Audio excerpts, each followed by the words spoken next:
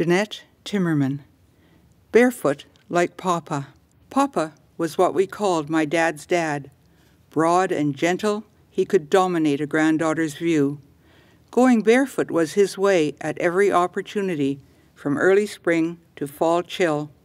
So I too learned the ways of bare feet.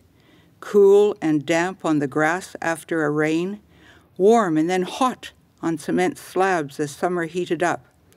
Freezing even on the hottest days when stepping on the milk house floor in the cooling room, where milk cans stood in a huge cement bathtub cooler, waiting to be trucked to the city. Stinging sharply on cinders spread over an immense area of the farmyard where vehicles drove. In the pasture, thistles and cow pies were to be avoided at all costs. Even in the car, Papa often drove barefoot, if Granny didn't catch him before he left the yard. If a city trip, nearing the downtown, country feet would be slipped into city shoes. The last picture of Papa caught him with crossed arms, relaxing on the back step bench. His boots were kicked off, and the two dogs rested at his bare feet. He died suddenly in the stable near the cow when I was 17. I've often wondered when we buried Papa whether his feet were bare in the coffin. I've never asked, but they should have been. The fence. It's not much of a fence. 6-foot boards, cracked and dry, slammed together to surround his backyard, but he sees it as so much more.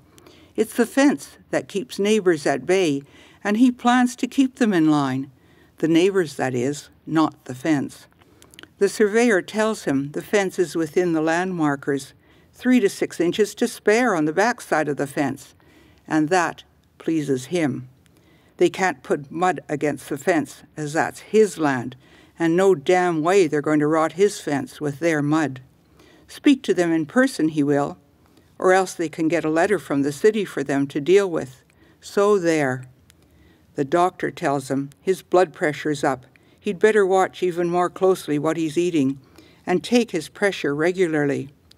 But there's no time for checking out his blood pressure machine and getting new batteries, even when the doctor's office leaves a message to remind him. He's too addicted to the fence.